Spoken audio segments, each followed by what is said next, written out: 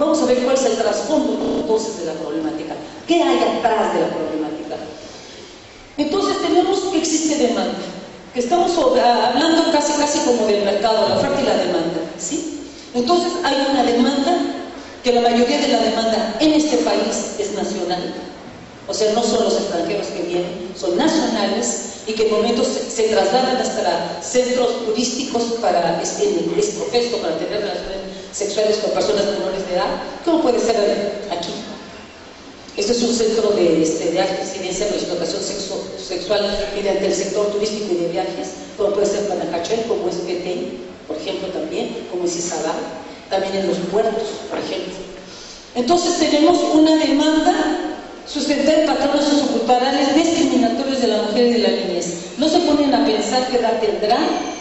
La criatura, aunque la vean muy chiquita, pues no importa, venimos a divertirnos, cuál es el problema, ¿no? Y si ahí está, es más, le voy a hacer un favor porque le voy a dar dinero. Eso es lo que tenemos, esa es la postura fácil, ¿verdad? Pero no, atrás de todo esto hay una historia trágica, ¿no? Y sobre todo hay un delito. Que nosotros estamos exactamente ahorita en un proceso de la elaboración de las modificaciones de un anteproyecto de ley para modificar el Código Penal. Y con esto tener entre 8 y 12 años de prisión. Y de esto estamos muchas organizaciones encargadas que sea esto real y que realmente se aplique la ley para que los ofensores se les aplique la ley y eviten la deshumanización, la destrucción de vidas como de los niños y niñas. Otro trasfondo de esto es que existe una impunidad social, no se denuncia, la sociedad no tolera, el sistema de los operadores de justicia no tiene la habilidad de procesar en los tiempos que quisiéramos, no se aplica la ley, por ejemplo. Y por otro lado, lo que habíamos visto, la pobreza, la exclusión de millones de niñas y niños y adolescentes. La siguiente, por favor. Ahora, lo que sí es muy importante es que nosotros tenemos datos, muchos datos, de los casos que se denuncian y de las personas que están en alta vulnerabilidad. Esto no quiere decir que en las capas medias y que en las capas altas no se presente esto. Pero ahí sí está totalmente silenciado. Hay muy poca investigación de otros estratos sociales, pero sabemos que por supuesto se da. Entonces tenemos que hay un contexto jurídico detrás de todo esto. O sea, ya Naciones Unidas ha creado convenciones de la Convención de los Derechos del Niño, que en Guatemala fue uno de los primeros que firmó y ratificó. Pero también tenemos varios convenios y tratados, protocolos, en donde dan cuenta de que todo esto es un delito, las consecuencias que tiene todo esto y cómo se debe de penalizar. Entonces tenemos un bagaje internacional amplio, el cual Guatemala ha firmado y ratificado, lo que es ley entonces, es ley interna, que nos podemos apoyar. Entonces, y por otro lado tenemos la cuestión de la legislación nacional, que tenemos la Repina, por supuesto que también habla sobre este delito, y el Código Penal, que ahorita tenemos el artículo 194, es donde ya penaliza la trata de personas. ¿El que sigue? Ahora que, entonces estábamos que hay dos tipos de trata. Dijimos que hay trata interna y hay trata internacional. La trata interna es cuando son captadas las víctimas y trasladadas a nivel dentro del país. Y la trata internacional es cuando pasa las fronteras. Ya vimos para las diferentes manifestaciones de trata. Entonces, la trata aquí en Guatemala se presenta de estos, de que mujeres y adolescentes de países destinos vienen con destino a Guatemala directamente, ya hablamos de qué nacionalidades.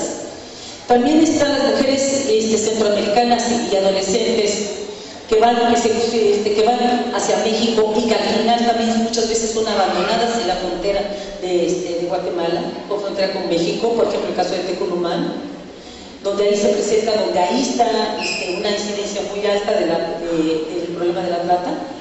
Y también mujeres y adolescentes centroamericanas ya en ciudades fronterizas, como sería el caso de Tapachula.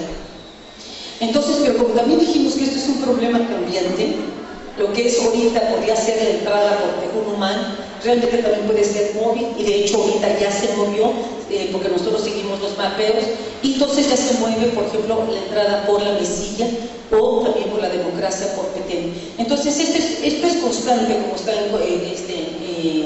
como se está presentando la problemática y las entradas diferentes.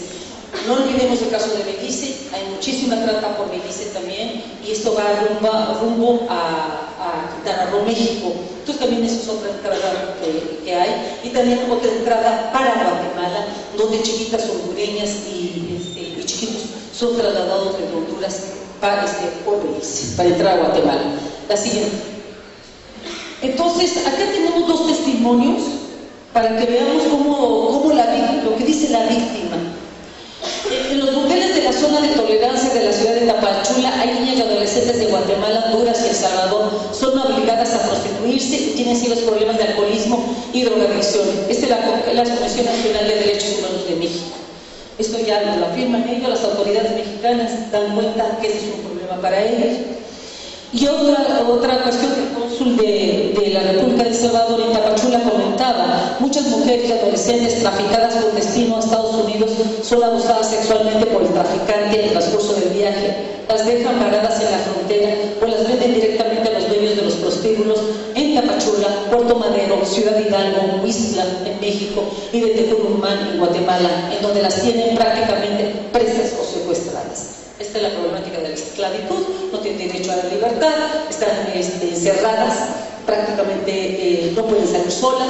En fin, este problema se presenta en México con chiquitas centroamericanas. La siguiente. Entonces, ¿cuáles son los mecanismos de dominación? O sea, ¿cómo es el contacto? ¿Cómo es que se inicia la situación que utilizan los tratantes? Y también quisiera hacer, no sé si lo voy a ver, viene en la siguiente, pero a la mejor me adelanto, pero ¿quiénes son los tratantes? O sea, no es el señor que tiene cara de lobo, ¿no? O sea, los tratantes pueden ser de los propietarios y administradores de los centros de prostitución, llámese barra shows, llámese prostíbulos, ¿sí? Pero también son los polleros, son los que hacen los traslados, ¿sí?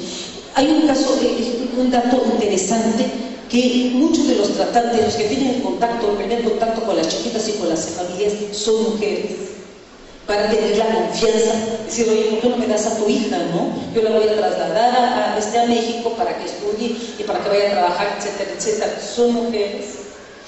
Lo que quiero decir es que hay una cadena de tratantes. No se trata de una sola persona, es una cadena de actores que juegan diferentes roles en diferentes puntos, con diferentes finalidades, ¿sí? Entonces, el tratante que me dio nicaragüense me trajo en el camino hacia Guatemala, paso frontera, y que me cambió el trago. O sea, por ejemplo, vino con un pollero, yo contrato con un pollero. ¿Cómo se dice pollero? Pollero, ¿verdad?